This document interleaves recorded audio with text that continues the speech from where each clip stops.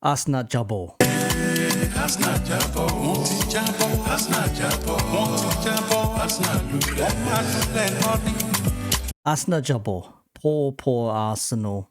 3-1 on aggregate, 2-1 losers on the night, 1-0 away for PSG in the first leg, which was at the Emirates. You would have thought Arsenal may have made a better account of themselves, but did not do what they needed to, arguably to go on and obviously win that game because they lost it. But even then, to just give you something to maybe look forward to. Everyone's talking about Arsenal remontada and we beat Real Madrid, so here we go. And, you know, to all that, I do have to say, like, I did say, it's all good beating Real Madrid. You beat Real Madrid, cool, no problems at all.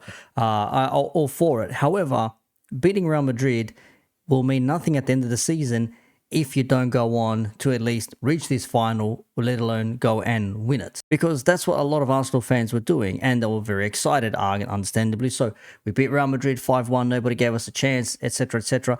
But then you go on and you lose to PSG 3-1. And for all this talk of, oh, but we beat them already this season, cool. Well, you didn't beat them now. You lost twice, home and away, 3-1 on aggregate. And yes, they could have been up by a goal or two, but they weren't. And football is about taking your chances, and they didn't take their chances. Unlike Inter the other day against Barcelona. Barcelona were 2-0 down. Then they come back to equalise. Then Inter go on the charge. Barca get it through. Then Barca go up. Then Inter equalise, and Inter win it in extra time. Like, these are the chances you have to take. So, unfortunate for Arsenal fans that they go another season trophyless. Some won't care as much because they'll probably be thinking, you know what, oh yeah, Mikel Arteta, next year will be the one. It's like, I mean, when Patrice Evra said Arsenal and Netflix FC, he meant it in a joking, banterish way, but it is coming to fruition, bro. It's crazy because we'll look at some tweets and also just some video titles. I'm not sure if I actually have time to get into the video specifically here, but Rory Talks Football saying at the top level of knockout football, it can take a very few attempts to win. Look at Man City, PSG themselves. It took England. Look at England the last 8 years. Just have to keep putting ourselves in contention. And the good things is that I fully believe we will to go and win it. Now it's fully believing. That's completely how you want to go about it.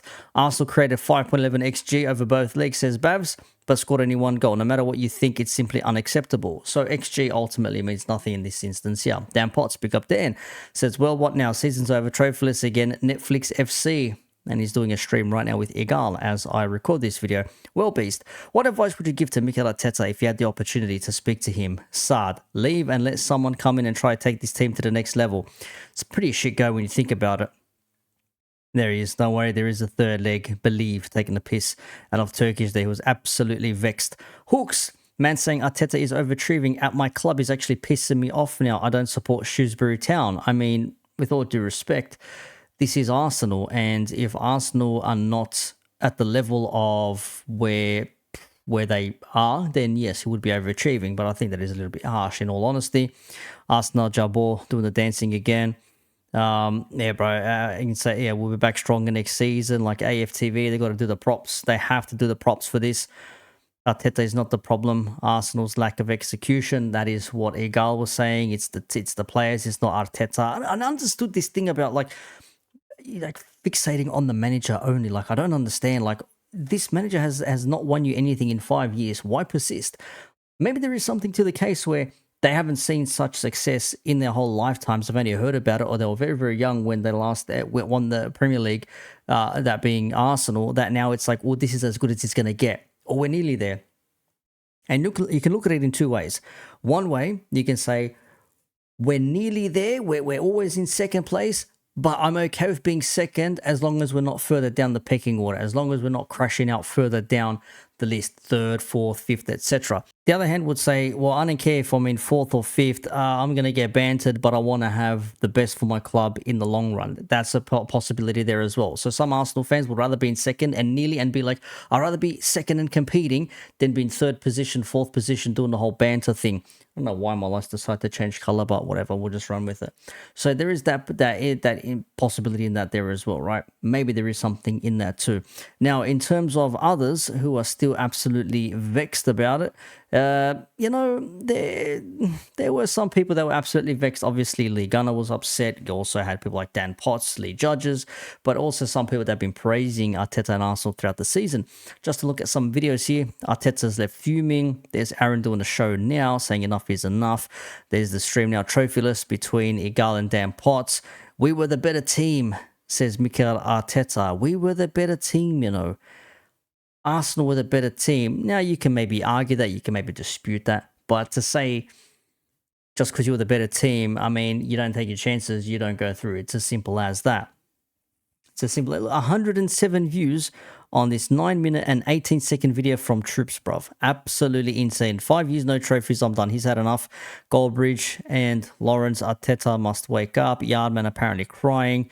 James is saying the quotes question me. There's Lee Judge saying came up short. I mean, crazy work to say we were the better team. And it's also had a lot of other shit as well. Like, the man's actually had some mad quotes over the last, what's it been? 12 hours? 14 hours? Like, the man said some mad things. They were the best squad. And then before that, he was saying how they finished with the same points that Liverpool took to actually, you know, win the league. And if he had, you know, the same points, he would have won the league. I mean, I don't even know where he's going with this, Ruff, to be honest with you. Check this out. This is a tweet I've just seen here. I'm not sure how accurate this is, but there's a tweet here says specialist in failure.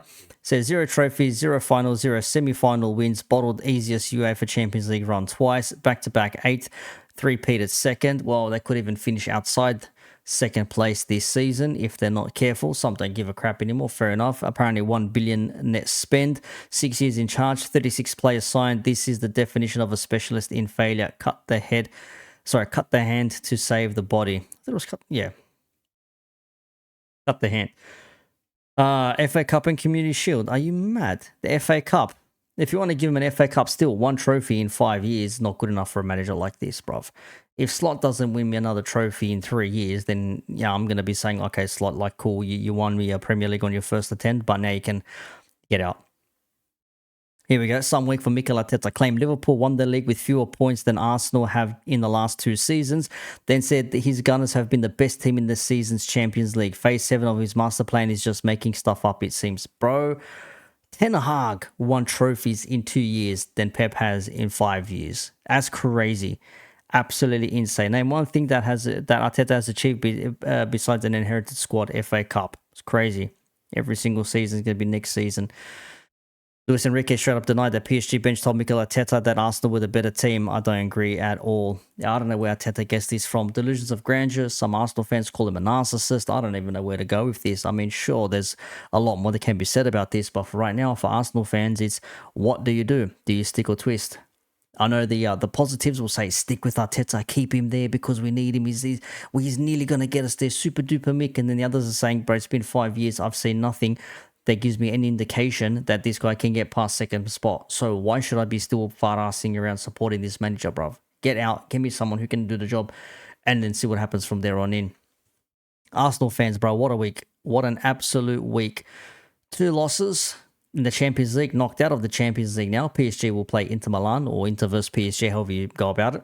And then they got to come to our home ground, being Anfield, and give us the guard of honor in a game where I think we'll be definitely up for it, and they may be a little bit defeated. You never know. Sometimes these things may take their toll, and then we'll see what happens after the 90 minutes there. But their 2nd place position is in jeopardy. Do they finish 2nd, 3rd, 4th, 5th? Some think that they'll finish top 5. Doesn't matter anymore because the season's done. Well, if you've been so consistent in finishing 2nd, to finish outside of that 2nd spot is going to be seen as a massive downgrade, even though you ain't winning anything, even if you're in 2nd in terms of the league placings. But that's my take here. You let me know yours.